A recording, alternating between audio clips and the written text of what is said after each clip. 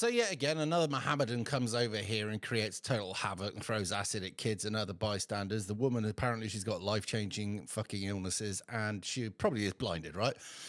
And what do they say? It's microaggressions, it's this, it's that, it's, I don't know, who gives a fuck? Here's the truth. The cunts hate us, and I gotta be honest, the British public ain't too fucking keen on them either, right? There is no enrichment, no enhancement. All of these people, all they do is create problems.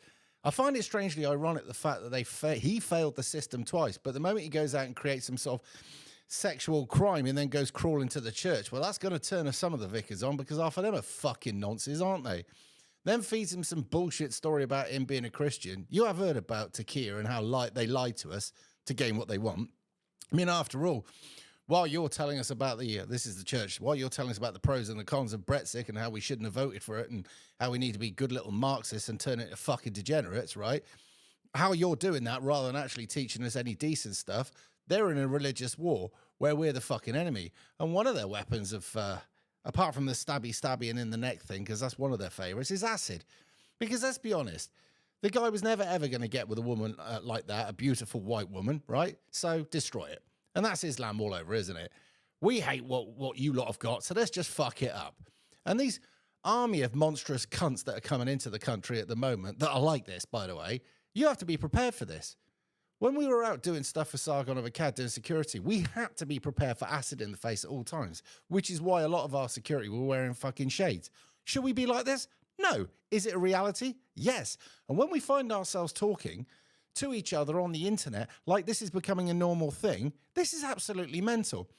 But I do have one comfort out of this, that cunt's blind in one eye and he's suffering. I'm happy about that, by the way. I'm truly, truly happy. Now, while you've got different people of different faiths on some legacy fucking media saying, well, his asylum status isn't really the question. Of course it is. That cunt should have been fucking sent back, thrown back. Literally like you throw a stick. Right? He should never have been allowed in here, nor should all the rest of the wankers, right? And we need a strong fucking far-right government that will bin all of these cunts out. End of.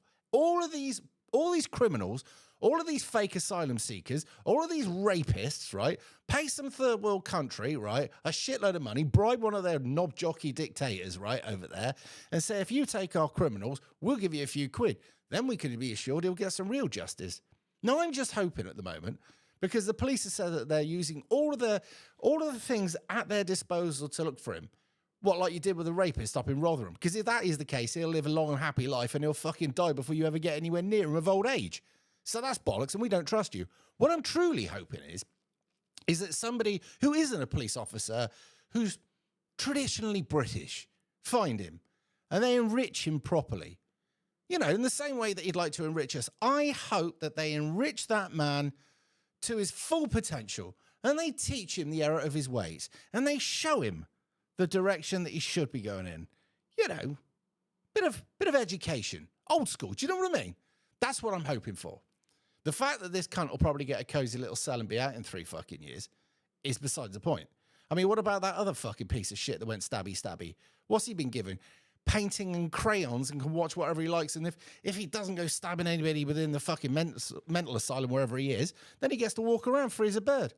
Fuck me, that cunt should be breaking rocks in a quarry, crushing the spirit out of him. That's what I'd like to do. Every one of these pricks that get sent to fucking prison for this sort of stuff. I'm sick of this. And everybody's just, oh, well, we don't want to be called racist. It gives a fuck. Being called racist nowadays means nothing. Being called a bigot means nothing.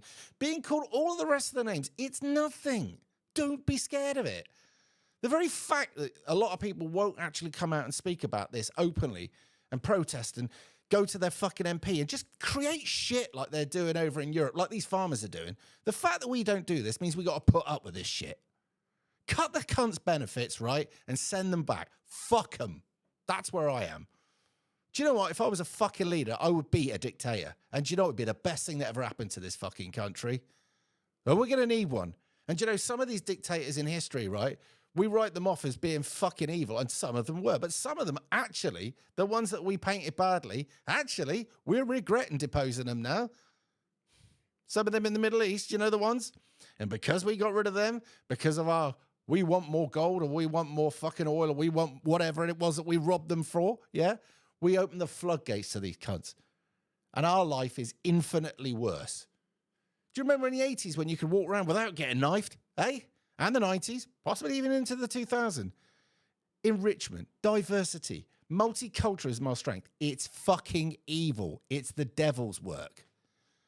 Fuck this shit.